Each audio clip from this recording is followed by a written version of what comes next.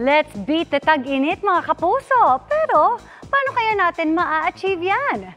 May summer essentials and tips ang ilang kapuso stars na ichichika ni Aubrey Carampel. Looking at feeling fresh kahit sobrang init, sina Gabby Garcia at Isabel Ortega, mapapatanong ka na lang, how to be you po? Summer essentials is the key ayon kay Isabel at Gabby. I have my sunscreen with me. I make sure to hydrate all the time kasi hindi masyado nakakaganda yung init. So palagi na ako nagdadala ng mga refreshing items. Like for example, if kailangan ko maghilamos pag mainit throughout the day. Ang useful pala ng portable fan kasi lalo na ngayon na sobrang init. And of course, water. Kailangan na talaga natin maging hydrated. Ang Sparkle 10 members namang sina Ashley Ortega at Shuve Etrata getting in shape para achieve ang toned body this summer. Sakto dahil may upcoming beach trip sa Siargao si Ashley. At sumasabak na rin siya sa mabibigat na eksena sa pulang araw. Si Shuvi naman pinaghahandaan ng sexy costume para sa Encantadia Chronicles Sangre.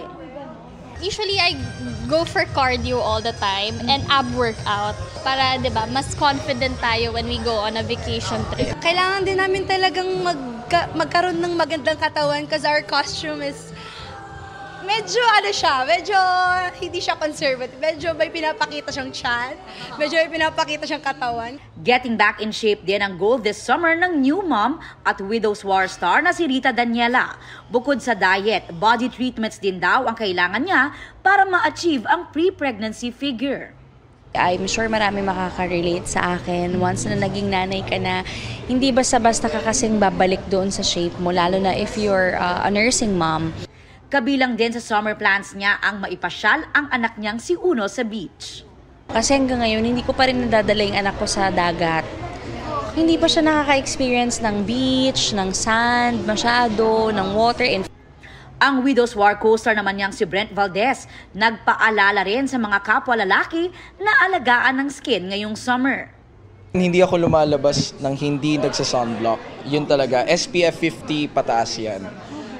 Kasi I think yun yung main cause ng premature aging, yung sun damage also.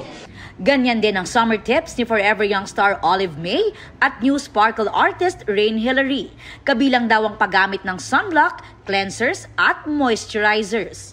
Ngayon sa Pilipinas, ang init. Ang daming problems natin na parang nag-under-dry. Ang init kasi ganyan. So, ako ngayon nag-invest talaga ako sa skincare.